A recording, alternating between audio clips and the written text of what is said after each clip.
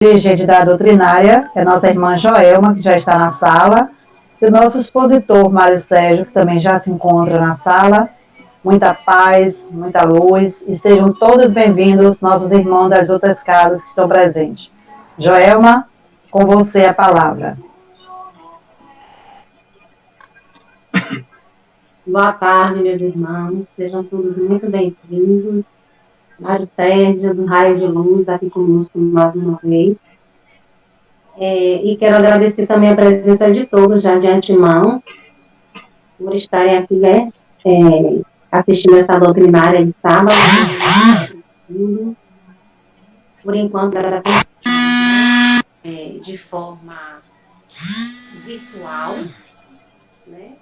De forma virtual, até que tudo se normalize e nós possamos voltar ao presencial. A nossa casa fica aqui em Cajazeiras, né? Sementes de luz. E espero que depois que tudo isso passe, todos possamos nos reencontrar. E quem está aqui pela primeira vez, seja muito bem-vindo. E quem já está nessa caminhada conosco, gratidão, né? Pela presença de sempre. E agora, antes de passar a palavra para Mário Sérgio, eu vou ler uma mensagem que nos faz refletir, né, já de antemão, a esse tema de hoje, que é a desigualdade social. Eu tirei essa mensagem, gente, de um livro que eu gosto muito, que se chama Mulheres, Cristianismo e Espiritismo. É um anuário espírita, é um almanaque, na verdade. E esse texto é de Sandra Carneiro, que se chama o título, né, A Grande Convocação, e que diz assim: o menor versículo da Bíblia foi pronunciado por Jesus. Deus é amor. Tudo que o Criador fez e faz é decorrência deste amor incondicional. Outro atributo do Criador é a perfeição absoluta. Tudo caminha para Deus. O progresso é uma das leis do universo. Todos os mundos e os seres que neles habitam evoluem. Por isso, apesar de nossas imperfeições, estamos sempre insatisfeitos, aspirando por algo melhor. E o que esperar desse mundo futuro? No capítulo 3º do Evangelho segundo o Espiritismo, item 8, nos é revelado um pouco do que esse belo porvir nos reserva. Nele, o bem predomina.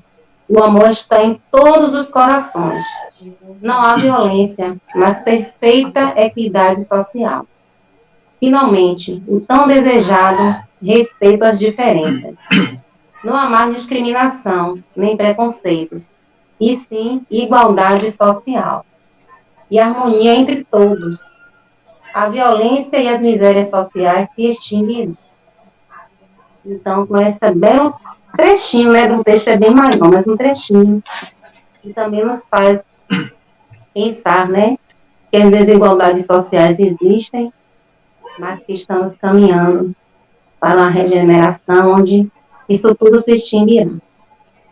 Então, agora, neste momento, pensando nessa coisa positiva, de que teremos sim um mundo melhor, vamos agradecer a espiritualidade, os sementes de luz, vamos agradecer ao Mestre Jesus, ao nosso bondoso Deus, por esta oportunidade de estarmos aqui nesta tarde, refletindo sobre um tema tão importante.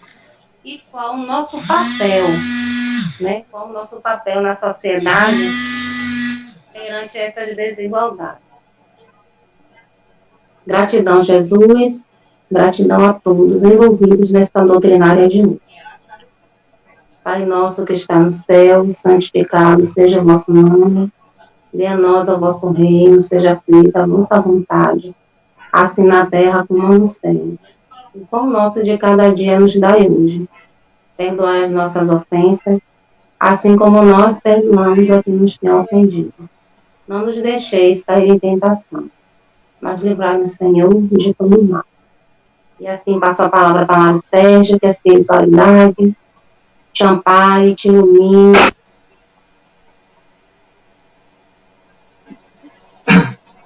Boa tarde a todos.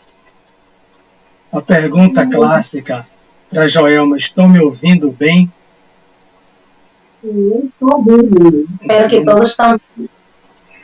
Então, boa tarde mais uma vez. É muito bom estar de volta ao Semente de Luz. Estamos reunidos por sentimento e pensamentos com Duva, Conceição, com Evonice, todos vocês e os amigos, Mariane, do CEIM, Itamar, do Raio de Luz. Enfim, sou grato pelo convite. Quando me deram o tema desigualdades sociais, naturalmente que a base está no Livro dos Espíritos, na questão da lei de igualdade, estou meio rouco, peço desculpa para ir bebendo água. Baiano, baixou de 30 graus, eu já durmo com edredom. Baixou de 30 graus, já estou dormindo com edredom e a garganta fica logo rouca.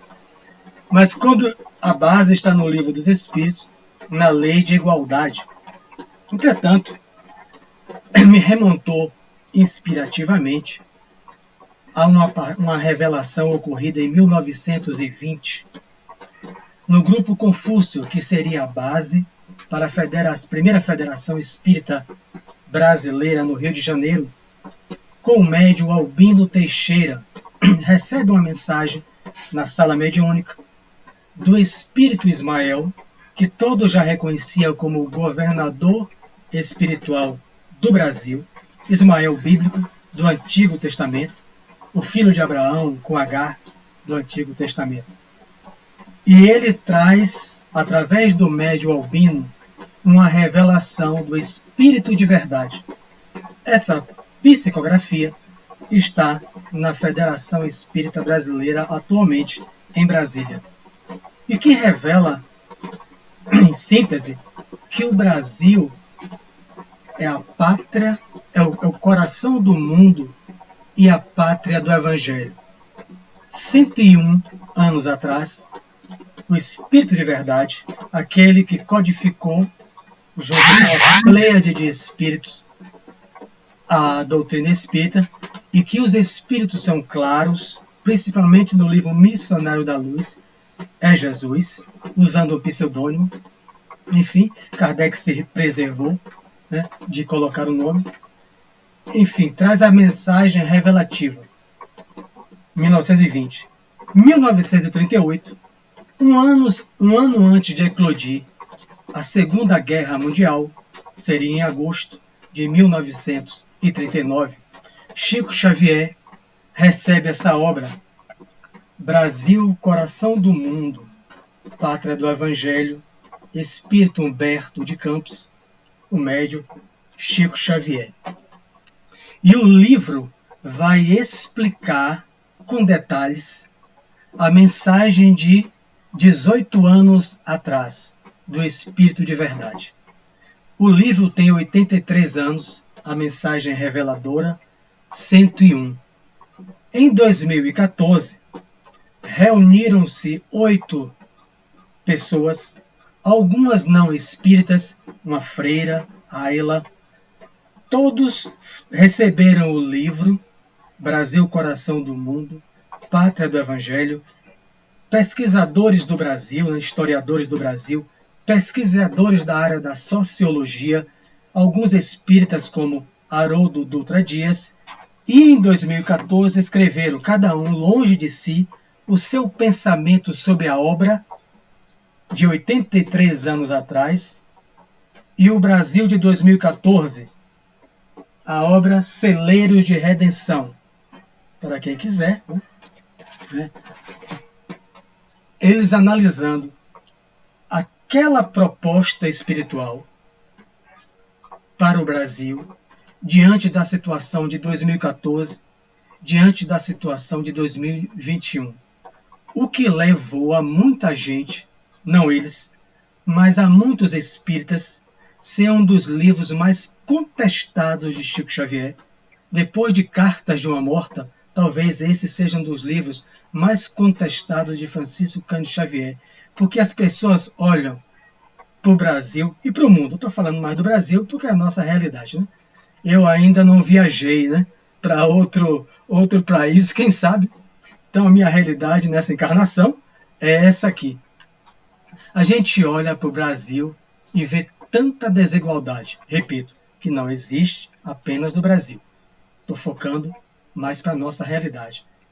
Onde a gente vê as pessoas com tanto, outras com tão pouco.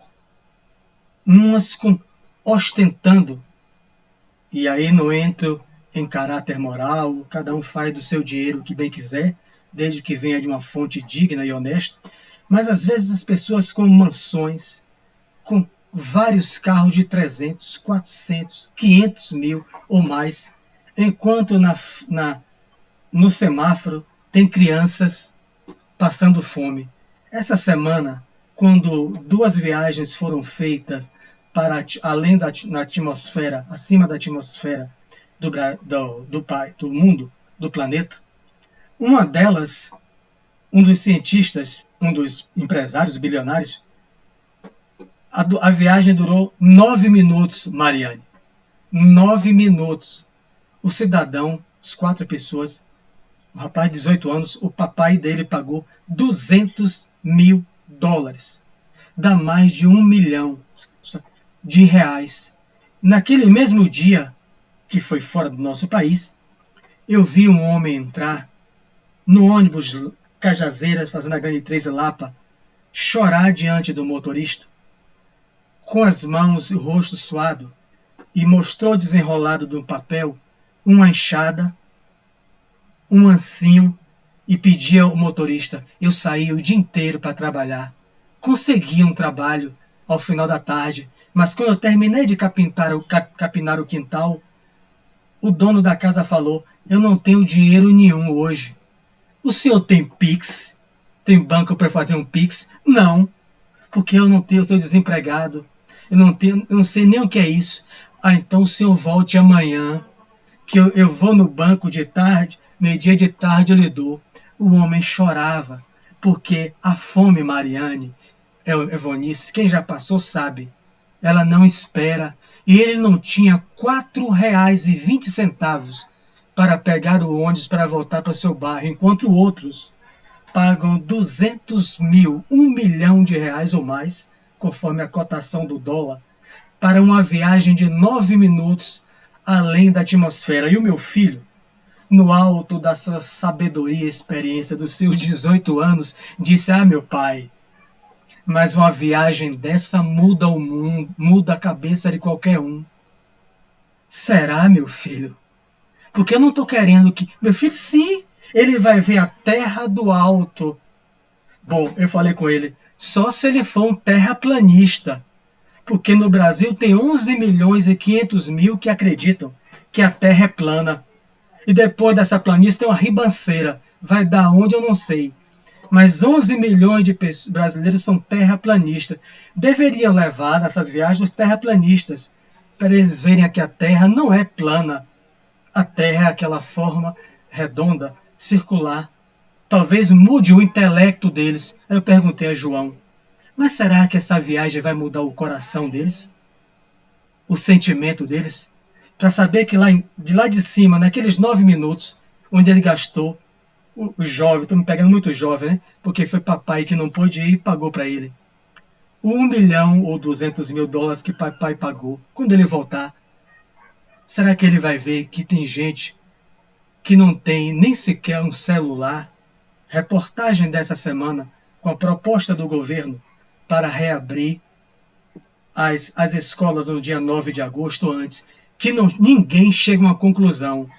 E eu não estou aqui para dar, porque um lado está certo e o outro também.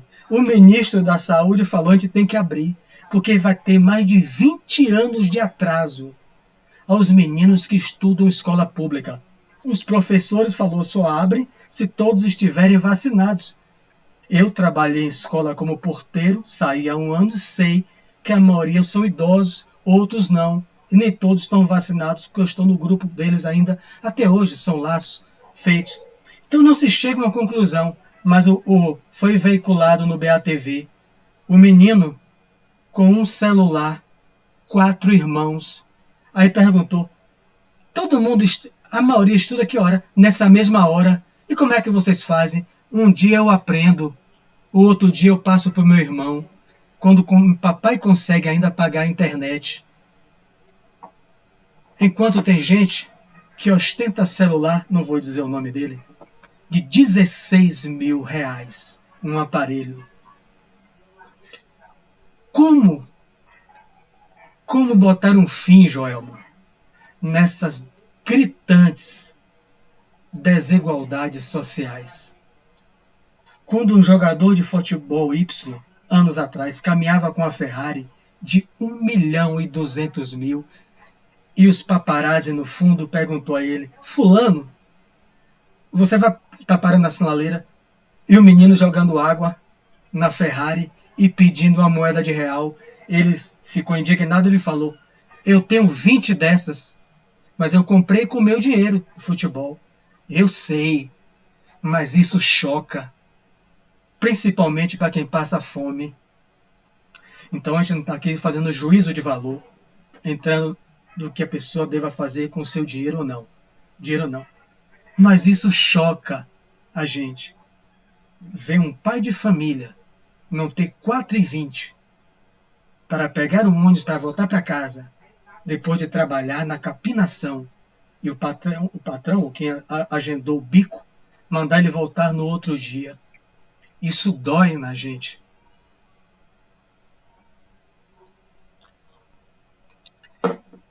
E aí nos perguntamos: o projeto do Espírito de Verdade faliu? 83 anos, ou recuando ao 1920, 101 anos, um projeto de um espírito crístico que comanda espíritos puros, porque há a escala dos espíritos puros. Não pense, Durvalina, que quando você se tornar espírito puro, você vai descansar em Itapuã, numa rede. Porque na Revista Espírita, de 1864 e 61, está lá uma breve síntese da escala dos espíritos puros. Então Jesus está acima dos espíritos puros. Será que ele faliu no seu projeto para o Brasil, como pátria do Evangelho? Porque as pessoas espíritas, que é a maioria que leram a obra, diz: o projeto faliu. Porque o que não falta é desigualdade em nosso país, esquecendo os outros países, que também tem, mas o que não falta é desigualdade social, de gênero, desigualdade da habitação sem saneamento básico. Tem habitação interior do Brasil que não tem energia elétrica no século XXI, que não tem energia. Quanto mais o menino vai poder estudar pela internet, como? Pelo amor de Deus. O homem ganha mais do que a mulher em algumas empresas. O que não falta é desigualdade no Brasil. No Brasil. Que basta elencar aí. Na internet está cheio. Mas será que isso são causas ou são efeitos? Então eu fui ao Livro dos Espíritos, né? Porque no Livro dos Espíritos ele dedica 2 questões para a desigualdade social. Mas Kardec abre bem interessante, né? Que é a questão 803. Perante Deus, são iguais todos os homens? Sim, todos tendem para o mesmo fim, e Deus fez suas leis para todos. Todos são iguais perante Deus. Todos os homens são iguais perante Deus. E aí nos perguntamos: e por que tanta desigualdade? Aí está lá uma das bases para as ciências da sociologia, é uma da área que estuda isso, para as causas da desigualdade no mundo. Intelecto. Mas Joelma conseguiu fazer uma faculdade. Joelma fez uma faculdade que, pelo seu desenvolvimento da sua aptidão, da sua capacidade, aptidão é capacidade, né? Conseguiu, pelo seu esforço, desenvolver as suas potencialidades intelectuais, se formou e agora tem uma vida melhor do que aquele que campeia debaixo da ponte, daquele que vive no interior com a enxada e com o ancinho. Então, essa é a causa das desigualdades sociais. Será essa a causa das desigualdades sociais? Será essa a causa pelas desigualdades das aptidões na questão 804? Não é essa a causa das desigualdades sociais. Essa causa aí é natural. Deus criou iguais todos os espíritos, mas cada um destes vive a mais ou menos tempo.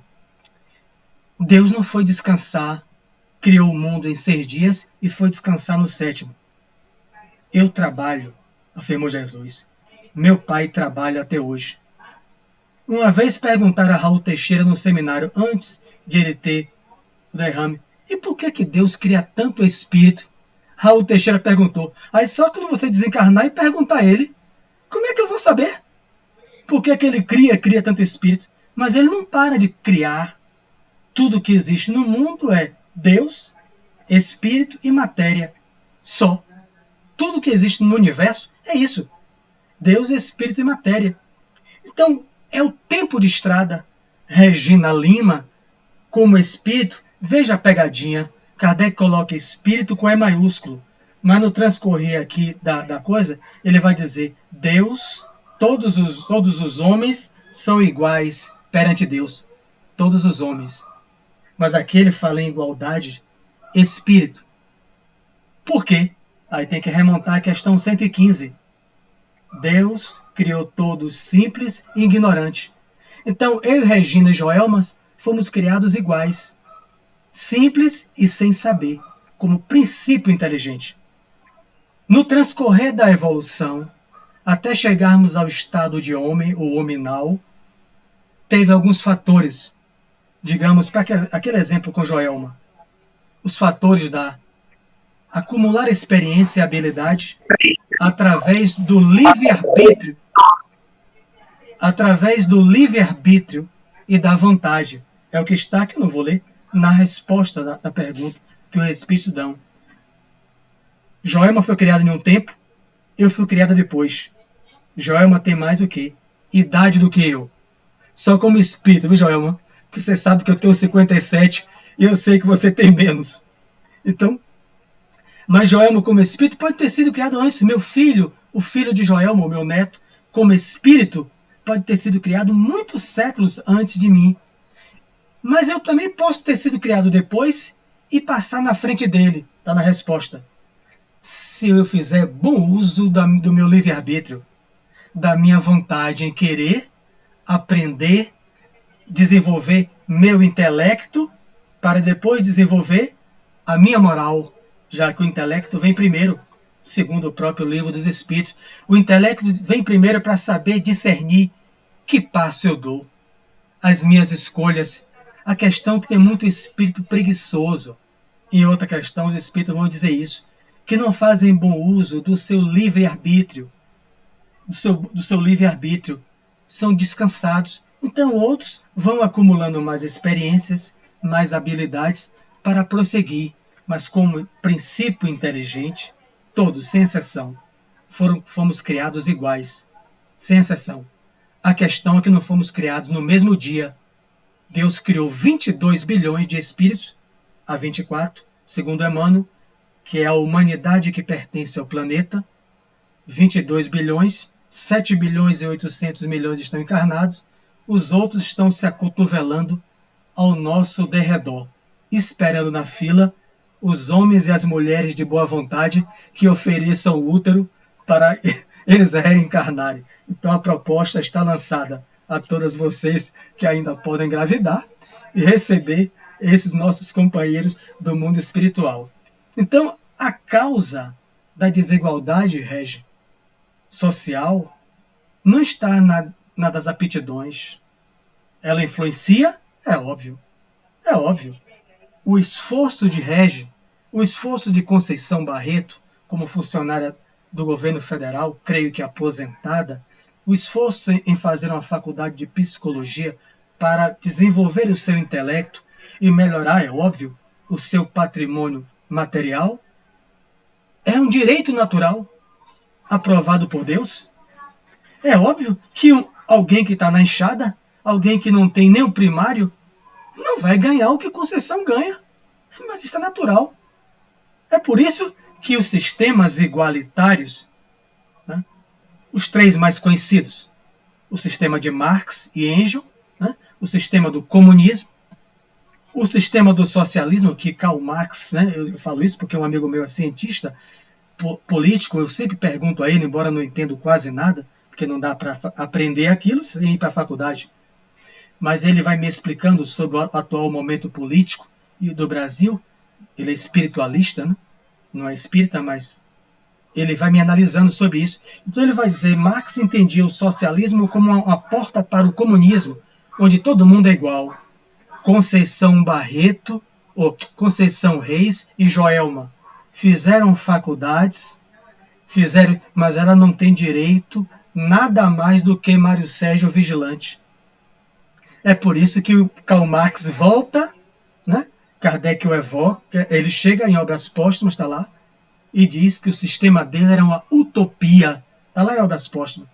Karl Marx, quando ele criou o Manifesto Capitalista, o Capital, então ele diz era uma utopia, porque isso inviabiliza o esforço pessoal, o desenvolvimento do intelecto de Joelma e de Conceição, nesse exemplo. Então, tudo que elas têm, eu também tenho, porque tudo pertence ao Estado.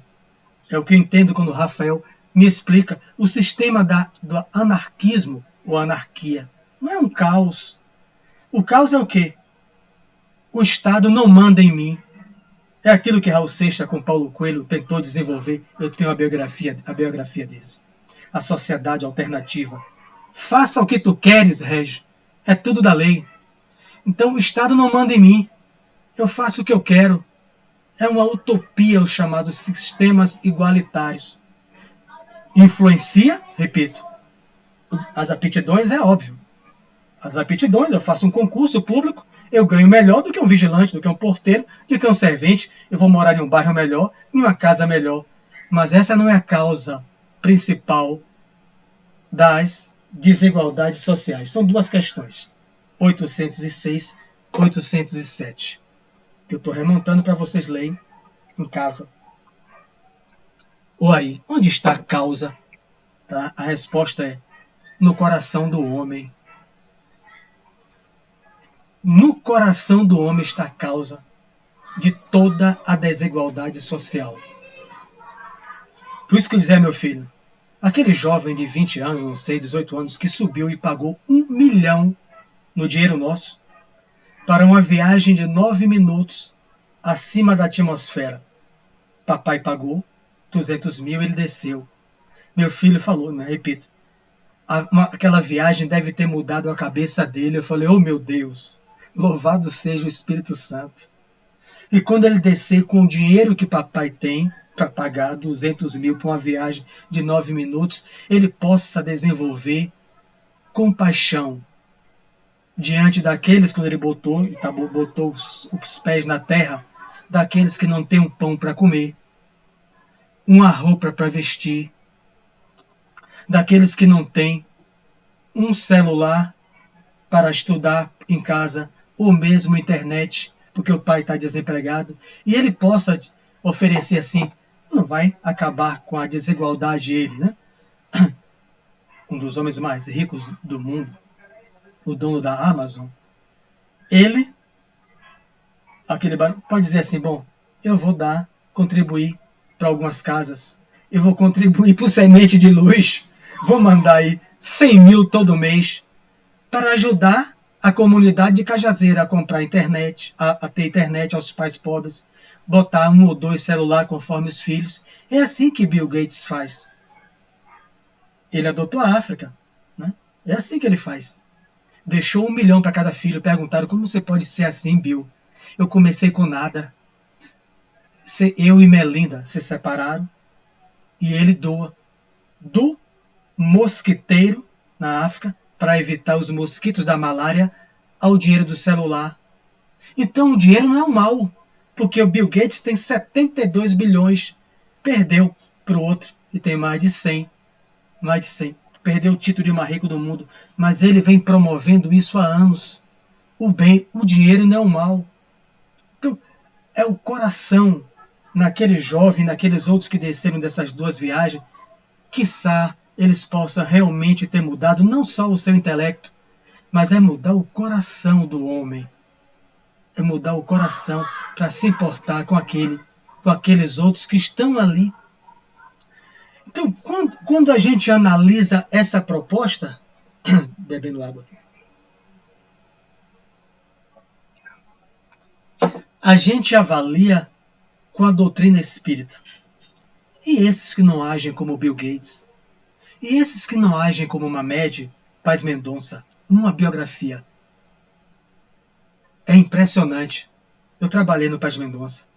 A fazenda dele é onde hoje o Atacadão. Então, ele mandava os empregados trazer as sobras dos mercados. Minha mãe pobre, a maioria pobre, em Coqueiro Grande não tinha cajazeiras. Ele doava os alimentos pra gente. Eu adorava aquele chocolate. Ia vencer, ele me dava. Era dor de barriga 5 dias. Mas eu ficava feliz porque ele jogava chocolate que minha mãe iogurte. E a gente ficava em festa, os meninos. Eu também como iogurte. Minha mãe não tinha dinheiro para comprar. Mas ele mandava nos caminhões e dava a gente. Antes de vencer. Para que não... Mesmo assim, eu comia tanto que tinha dor de barriga. Eu e os meninos. Chocolate, aquilo ali. Foi um homem de bem. Um homem que alguém... Quando o funcionário ficava doente, todo domingo ele ia à missa. Após a missa, ele levava todos os filhos para visitar o funcionário dele. É relato dos funcionários idosos. Os funcionários ficavam impressionados. Doutor Mamed, o senhor está aqui no hospital? Hospital público. Eu devo a minha riqueza a você. Os meus filhos vêm para aprender a respeitar o próximo. Porque se a gente mora no Meridian, a gente deve ao seu esforço. Um homem de bem, Mamed Paz Mendonça. Assim como a questão é que muitos outros agem diante da situação que se portam, seja ela de posse financeira, seja ela nem tanto, como está no livro Contos desta e de Outra Vida, de Humberto de Campos, pela psicografia de Chico Xavier. Jesus desencarna, Pedro movimenta-se o seu coração, junto com João, Tiago e Felipe, funda o que geraria o raio de luz, o Seim, geraria o semente de luz, a casa do caminho. Não havia isso não, viu, Duva? Se deve a Jesus, a Simão, a Felipe, a Tiago, que fundaram a casa do caminho. O mestre se foi. O que vamos fazer? Em nome dele, no caminho da estrada de Jope, fundaram a casa, cotizaram-se entre novos adeptos e fundaram a casa humilde que atendia os rancenianos que desobsediavam as pessoas, aquilo ali. Mas Pedro já não suportava mais de tanto cansaço. Porque os aflitos, diante de uma porta de caridade, eles acorrem em massa. Só que aquelas pessoas que eram atendidas, Simão narra, o espírito Humberto de Campos narra, nesta obra, Contos desta e de Outra Vida, que quando Simão está aturdido, vendo aquelas pessoas, ele vai citando vários nomes, né? Aquelas pessoas que se beneficiaram. Um filho com obsessão, mesmo ricos, Regina.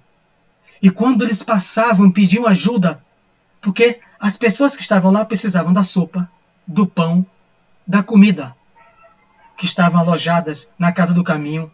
Ele vai citando os nomes, as pessoas se recusavam. Então Simão, mas você se beneficiou. O seu filho foi curado. E vai citando um e um outro, você recebeu isso. Ele já está a 1000 no meio da cidade querendo desistir. Vai para um canto, materializa-se Jesus. O que está acontecendo, Simão? Ele, mestre, aí ele repete tudo de novo. Cada nome que ele cita, em teu nome, Joaquim, O filho de Joaquim foi curado. Ele é rico, mestre. Ele é tão rico. A gente está passando dificuldade, os que estão lá. Eu só pedi a ele alguns pães. Ele mandou o empregado bater a porta em minha cara. Ele viverá, Simão. É a resposta de Jesus. Você lê o capítulo, elenca 4 ou 5 nomes. A resposta de Jesus é uma só. Ele viverá, Simão. Mas ele não estava vivo. Simão é reencarnacionista. Simão é igual a 2 bilhões e 300 milhões de católicos e evangélicos e cristãos, segundo o censo. Simão é igual aos hinduístas e budistas. Creem na continuidade da vida. Que os católicos e evangélicos não creem, mas creem na vida futura, na imortalidade da alma. Cada um ao seu jeito. Céu, paraíso, inferno. Mas creem na vida futura, na continuidade da vida após a morte. Simão crê. Então, Simão se acalma, não pergunta. O que é que Jesus quer dizer? Ele viverá, Simão. Depois da morte, já que eles não se recompõem, eles vão estar em contato consigo mesmo. Onde não tem mais máscaras. Cai as máscaras da aparência, da personalidade. É eu comigo mesmo. A introdução do livro Nosso Lar. André Luiz. O que a morte lhe fez, que mais lhe impressionou? Dissolveu a minha aparência de médico. Eu me apresentei como eu sou. Se eu gosto de Raquel, e Raquel está desencarnada, ela vai saber que eu gosto. Se eu não gosto, Raquel vai saber. Não tem mais como máscara social. Não existe mais máscara social. E nessa hora, Simão, ele fala na ousa, haverá aquilo que é chamado de culpa e remorso. Ele viverá, Simão. Todos eles viverão, é o título da mensagem. Eles viverão, vão continuar vivendo e vão implorar para reencarnarem. Aí é o capítulo 5 do Evangelho segundo o Espiritismo. Bem-aventurados os aflitos, é deles o reino dos céus. Quais são as causas das justiças, das aflições, dos ditos injustiçados? Causas atuais ou causas anteriores das aflições? Então, aquele que está passando, sofrendo uma desigualdade social, me dê 4,20 para que eu possa pegar o ônibus e voltar para casa. Ele não está sendo injustiçado na visão ampliada do espírita. Não. Isso me diria um índio, Rafael dos Santos Mineiro, quando eu tinha mais ou menos 10 a 12 anos.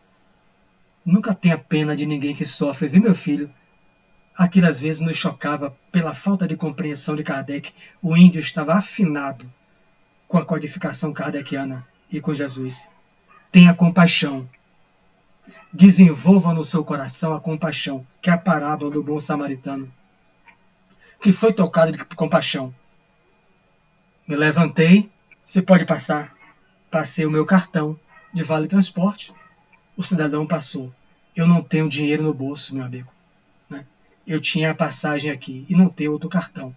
Mas essa passagem você volta. Alguém se cotizou. Alguém, R$1, 50 centavos, leve R$10 para comprar o pão de noite, enquanto amanhã você volta para pegar o dinheiro e Deus está lhe ajudando. Ali podiam estar espíritas, evangélicos, católicos, ateus. Estão desenvolvendo o coração. O projeto não faliu. O projeto não é para o Brasil ser uma pátria mais desenvolvida do planeta, em homens de alto coturno intelectual, e o Brasil ser potência financeira, potência de dinheiro e dominar todas as nações. O Brasil, celeiro do mundo, o Brasil pode ser a futura potência que ultrapasse China, Estados Unidos. Não é esse o projeto espiritual. O espaço geográfico do Brasil foi preservado às fronteiras. Quem lê a obra sabe. Quando houve a Guerra do Paraguai, Solano Lopes invade o Brasil, ele quer anexar aquela parte, não poderia não, porque quando Jesus diz a Ismael, o Brasil terá que ter no seu espaço geográfico, no seu mapa, o formato do coração. Mas é para que os espíritos que muito erraram, a notícia não é boa, viu, Joelma? Mas serve para mim também. Aqueles que muito se equivocaram em outras encarnações, estão aflitos no mundo espiritual, possam sair das suas nações, daquele espaço das nações, para vir recuperar o quê? Reeducar os seus sentimentos. Porque eles tiveram a oportunidade, viu, Conceição, de papai e mamãe, de dar uma boa escola, de dar iogurte, leite, queijo, enquanto tem gente que não tem nem um pão. Tô rouco por causa da gripe. Nem um pão para comer. E eles viveram assim, nas suas nações, nas suas pátrias lá, indiferentes à dor, à aflição, à desigualdade alheia. 1, 2, 3, 4, 5. Como Diana. Pontos e contos. Hoje eu estou de Humberto de Campos por Chico Xavier. Faz tempo que eu não falava nele. Palestra que eu dei a Itamar para fazer há mais ou menos uns 5 anos no Raio de Luz. Capítulo 38. Estranhos credores. Numa reunião mediúnica aparece um espírito de luz. Como a gente chama? É uma linguagem que a gente traz do espiritualismo e que a gente mantém. Que é um espírito superior. E depois Humberto de Campos, que é um repórter do mundo espiritual, entrevista a uma fila, uma mulher desencarnada, Diana. Como se pode brilhar tanto? E ser tão humilde? Ser tão simples? Ah, não era assim não. Aí ela narra, em síntese. Meu filho, eu tinha estranhos credores dentro de mim, que eu tinha que me quitar com eles. Credores? Algum agiota? Orgulho, egoísmo e ciúme, no caso dela. No Livro dos Espíritos, ele elenca 3. Egoísmo, orgulho e interesse pessoal. No caso dela, ela tinha o ciúme, que também é essa base. 9 reencarnações. Mulher de médico, desenvolveu intelecto em várias regiões do planeta. Você sabe que 9 reencarnações, entre reencarnar e voltar para a erraticidade, dá por baixo 1000 anos. 1000 anos ela voltava para a mesma região espiritual, que a gente chama de umbral. 1000 anos, ela diz, 9 dessas reencarnações, o meu guia falou, eu vou fazer um enfrentamento para dissolver dentro de mim só o ciúme. Não conseguiu em 9 reencarnações. Ciúme de marido, ciúme do filho, ciúme de amigo. Tudo. 9. Quando ela me fala isso, eu comecei a chorar. Imagine quanta reencarnação eu vou passar. 1000 anos. O guia está diante dela. Os guias que atendem no umbral. Você quer sair disso? Quero, mas minha cabeça já não consegue pensar mais nada. Nenhuma solução. Porque em 9 reencarnações eu fiz 1000 planos, 1000 planejamentos que naquela reencarnação eu não ia voltar para esse sofrimento. Eu não estou falando da sua cabeça não, minha filha. Eu estou falando do seu coração. Você vai para o Brasil, mas antes a gente vai descer para as trevas. Porque eu estou precisando de uma mãe para 4 pupilos meus. Quando ela desce, ela narra, a região é horrenda. As dimensões subcrostrais. Todos assassinos em série, e a maioria suicida. Vai nascer uma mulher, viu, Elton, no Rio de Janeiro. Com um menino, todos com doença congênita. Exceção o esquizofrênico, queria ficar anos depois. Um cego de nascença, 2 paralíticos e um aos 5 anos esquizofrênico. Ela com carro de mão rodando no Rio de Janeiro. Entre carros de luxo, entre a praia belíssima de Copacabana, prédios fantásticos, e as pessoas perguntando, Deus não existe, viu, Regina? Porque Deus, se Deus existisse, não permitia uma desigualdade dessa. Como é que uma pessoa caminha no Rio de Janeiro, a cidade de maior número de turistas de riqueza depois de São Paulo, no Brasil, e essa mulher não tem o que comer, vive da esmola, com 4 filhos doentes, sem marido. Se Deus existisse, não acontecia uma desigualdade dessa. Ela está ali, Regi e Joel. É porque Deus existe. E Deus é amor. Na mensagem lida por Joelma, a definição do apóstolo João na Bíblia. Deus é amor. É amor.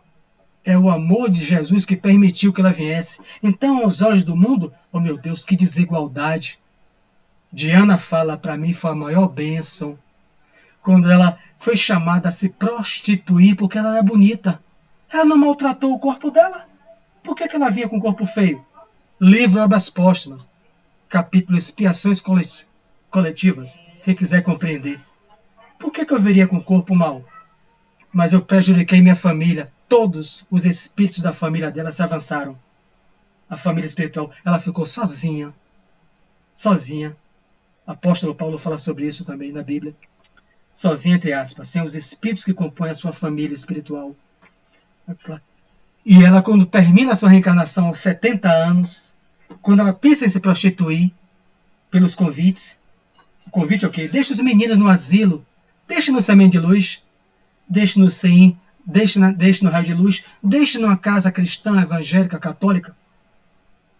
Quando ela pensava, ela via o beijo na face das crianças, debaixo das pontes do Rio de Janeiro, abraçada com papelão. Ela não. Algo dentro dela dizia que vinha do coração, e eles me amam, e eu sou mãe deles, e foi até o final. E quando ela volta, o benfeitor de luz abraça. Esqueça as sombras, você fez luz no seu coração. Aí ela permanece nas zonas trevosas em volta do Brasil, agradecendo ao Brasil, que é coração do mundo e pátria do Evangelho. Foi lá que eu consegui sair depois de 1000 anos daquelas zonas de sofrimento. Intelecto ajuda. Sim, é necessário. É a lei do progresso. Para que Joelma, para que Conceição Reis melhore o seu intelecto, melhore a sua condição financeira e melhore o país, melhore o Brasil, sendo professora, sendo psicóloga, na área de atuação. O que vai diferenciar Joelma, Conceição, eu, é o coração. É o que faz diante disso. É o tratamento, é o cuidado que dá o outro. Uma psicóloga dá ao outro. Olha, observe, os psicólogos como Elton e outros. Eu tenho que ser remunerado pelo meu trabalho, que eu me esforcei para estudar. Mas eu não tenho dinheiro. E meu filho está sob transtornos psíquicos gravíssimos. Eu tenho absoluta certeza. Boto as 2 mãos no fogo e não tenho medo de me queimar. Que Elton, Conceição Rei, vai dizer assim: eu vou reservar um tempo na minha agenda. Mande ele lá que eu atendo de graça. Então o intelecto começa a caminhar com o coração. E eles vão agradecer a Deus a oportunidade de reencarnar no coração do mundo, na pátria do Evangelho. Então o projeto não se perdeu. O projeto é de cunho espiritual. São escolha das provas, como ela diz. Eu escolhi, junto com meu guia, nascer assim. Então é óbvio que a gente não passa indiferente, para encerrar, caminhando para o fim, diante das desigualdades. É o que estamos fazendo. O que é que a Casa Espírita faz? O Semente de Luz e todas elas. É o que Simão fez. É não passar indiferente diante das desigualdades sociais. Ah, mas é fazer faculdade espírita. Já vi gente dizer isso. Ah, mas é fazer bancada política espírita. Tem bancada política católica, bancada política evangélica. Mudou o quê? Tem universidade católica há tantos anos. Mudou o quê? Como é que você muda de fora para dentro alguém? Só quem acredita nisso, Ana, é casal apaixonado.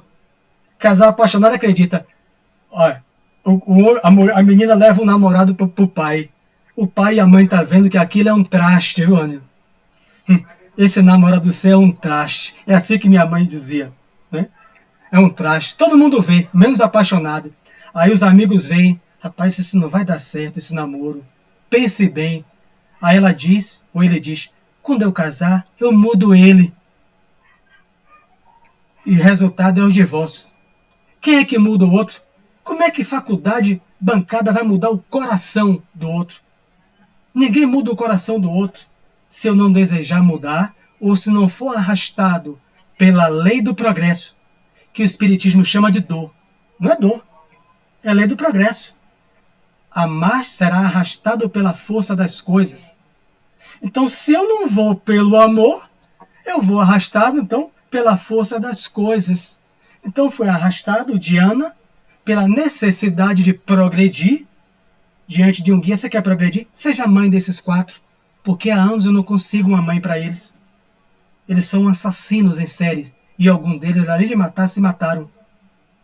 Imagine, você vai ser viúva, mendiga, até os 70 anos, com 4 filhos deficientes, na época que o governo não dava dinheiro, como agora dá, para ajudar. Não dava. Então a gente melhora o nosso coração. O Semente de Luz está fazendo isso. Mas o Semente de Luz está fechado. O CEIM está fechado. E está parado, é. O Semente de Luz deixou de fazer o bem? Quantas radiações, que é a palavra que André Luiz usa para nós, que a gente chama de preces, à distância. O Semente de Luz, o Raio de Luz e tantas outras estão fazendo isso aqui. Onde estiver 2 ou mais em meu nome, lá eu estarei. Jesus disse o lugar, Maria, Sacramento. Jesus falou onde é que estava? Era no Semente de Luz, entre 4 paredes? Ele só falou, onde estiver 2 ou mais, lá eu estarei. Nós estamos aqui unidos. Em sentimento e pensamento, Jesus está presente com os amigos espirituais. E se a gente ora como Joelma orou, alguém vai orar no final, esse estudo, quantos benefícios estamos fazendo? Revista Espírita, para encerrar. 1864. Kardec, um vizinho, ouve uma menina gritando, sempre às 17 horas, todos os dias. Os médicos disseram, é epilepsia. Eu não sei como era a medicina da época, Regina, mas epilepsia todo dia e no mesmo horário, 17 horas. Não sei, eu não sou médico, não vou me aventurar. 17 horas. A menina, o padre era o diabo. O vizinho fica com compaixão, porque ele está desenvolvendo sentimento no coração. Ele pega o nome da vizinha, que não era espírita, que não tinha religião, leva para Kardec. A orientação de Kardec. Você é vizinho dela? Junte com Conceição Reis, com Graça, com Elton. Faça oração com quem é espírita, por ela. Não precisa você dizer à família. Eles não são espíritas. Eles não... Ore, sem ninguém saber. 5 dias, Conceição Reis. De oração às 20 horas, está na revista. 5 dias. A menina se embolava no chão, com as convulsões epilépticas, falava palavras estranhas. 5 dias. Era uma epilepsia por causa obsessiva. 5 dias ela encontrou cura. Nunca soube que foi o seu vizinho. Nunca soube que ninguém orou por ela. Nunca soube atribuir a medicina. Todo aquele que nesse momento, e muitos anos do nosso querido Sementinha, desde que foi fundado pela família Reis, que muitos de vocês não sabem quem são, que receberam os benefícios das preces de vocês, do auxílio dos guias, de Filomena e todos os outros, que vocês nem mesmo sabem o nome, não se importe não, do Conceição, porque eles nunca vão esquecer, porque eles estão desenvolvendo amor e gratidão, está gravado no coração deles. A gratidão, diria um filósofo, é a memória do coração. Gratidão é a memória que é gravada no coração. Então não importa que ela saiba. O Semente de Luz continua ativo e muita gente está sendo beneficiado desde que vocês inauguraram os seus estudos virtuais. Muito obrigado pelo convite e vida longa à nossa querida casa Semente de Luz. Vida longa. Amém para essas palavras. Muito obrigada, Sérgio, pela sua exposição de hoje.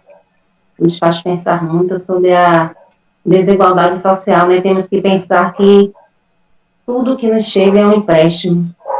São bênçãos para serem repartidas com os nossos irmãos. E que a gente possa desenvolver, né, esse amor no coração, essa consciência e nos colocarmos no lugar do outro, né? Dentro dessa casa gigantesca que é a nossa Terra, o nosso planeta Terra. Gratidão por sua exposição, nos ajudou muito, muito mesmo. Eu vou ler aqui alguns comentários, eu vou abrir aqui para ver se tem comentário, tá? Vocês estão agradecimentos. Graça Rodrigues colocou que a desigualdade é grande demais. Gratidão, muita gente agradecendo. E eu estou dizendo que você foi longe. Lembrou Aristóteles, o filósofo. Parabéns para você. E Maria Sacramento que colocou uma pergunta que diz assim: o que será que falta, Mário Sérgio? E um dia seremos capazes de mudar este estado de coisas? Então, essa é a pergunta. Os outros comentários são apenas agradecimentos, certo? O que é que você diz aí? Responde aí para Maria. 806. A causa das desigualdades sociais, é tudo o que falaram, está no coração do homem. Então, à medida que nós vamos modificando os nossos sentimentos, coração, a imagem simbólica, nós vamos fazer aquilo que você e os outros que eu citei estão fazendo. Perguntavam a Madre Teresa quando ela visitou o Brasil, e a perguntaram ao Chico Xavier, quando ele inaugura aquela campanha antes de Betinho, né, que Betinho também fez muito, a campanha do quilo no Brasil, embora atribuíram a Betinho. E a Madre Teresa, você só vive fazendo promoção social. Você veio para isso também, né, Madre? Aqui já faz, Chico já faz isso, Betinho faz isso. Aí, o que ela respondeu, né? Ele fala, o repórter perguntou, por que vocês não fazem promoção social? Promoção social está no Evangelho também, segundo o Espiritismo. A irmã Rosane faz isso, que também é um dever do Centro Espírita fazer promoção social, né?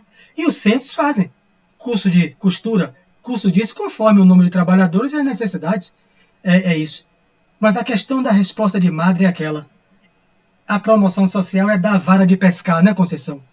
Para o outro pescar. A questão é que tem muita gente que está com tanta fome que não tem nem condição de segurar a vara. Que a fome tremendo. Chico Xavier respondeu como? Ao repórter que perguntou igual. Como é que você acha que vai acabar a fome no Brasil fazendo campanha do quilo? Aí Chico perguntou com a sua sabedoria.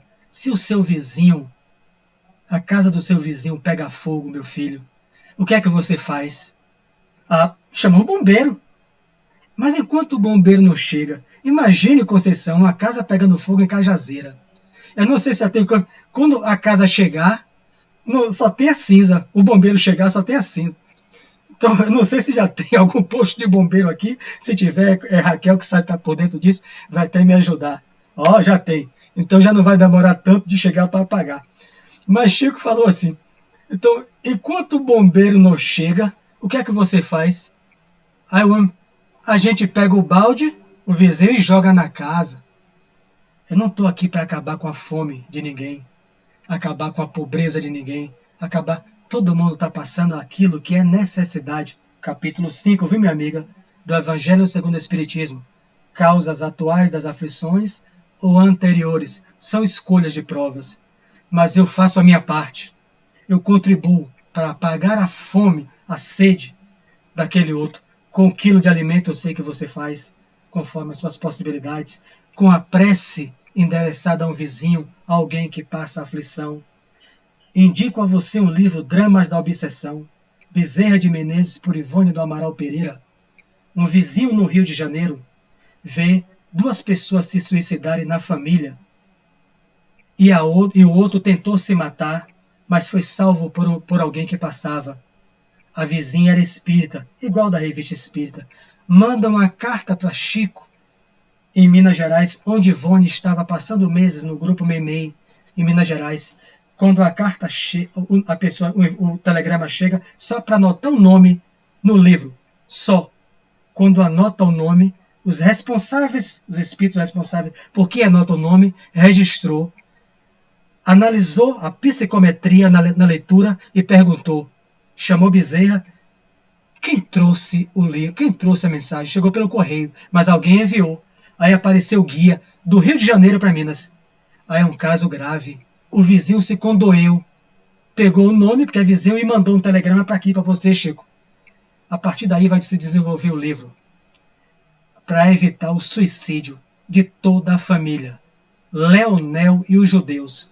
Os 4 obsessores planejavam matar, pelo suicídio, todos os 10. Todo o processo de desobsessivo que se desenrola no livro vai começar a partir de um telegrama de um estado para o outro e um nome registrado para ajudar aquela família, que eram todas ateias. Para entrar na casa, Bezerra designou um psiquiatra, porque estudou, Roberto de Canalejas, e um índio Peri, para que diluísse as energias densas, porque a casa ninguém enxergava da espiritualidade, era uma massa cinza, escurecida. O índio dissolve e vê os 4 obsessores lá dentro. O psiquiatra entra e analisa o psiquismo da família. São todos ateus, todos descrentes, todos se odeiam. E os obsessores encontram material farto para levar todos à morte. Dramas da Obsessão, Ivone do Amaral Pereira. Eu sei que você está desenvolvendo o seu coração, contribuindo como um beija-flor, pingando a água no incêndio das desigualdades sociais. Obrigada, Sérgio, verdade.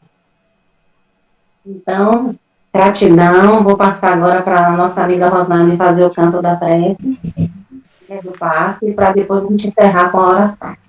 Com você, Rosane. Pôr na mente, no meu coração, buscar a harmonização, fechar meus olhos e conversar com Deus. É hora do passe, vou me concentrar, pedir a Deus para secar a minha lágrima e daqueles que precisar. Ilumina, Senhor, nos ilumina. Ilumina, Senhor, nos ilumina. Clareia nossa mente, acende a luz dos nossos corações e põe sobre nossas cabeças a sua mão. Se tiveres fé e acreditar, se seguir a luz, a ajuda terás, o amor de Jesus. Vida essa luz, o amor de Jesus, essa luz, ó luz, ó luz, ó luz, ó luz.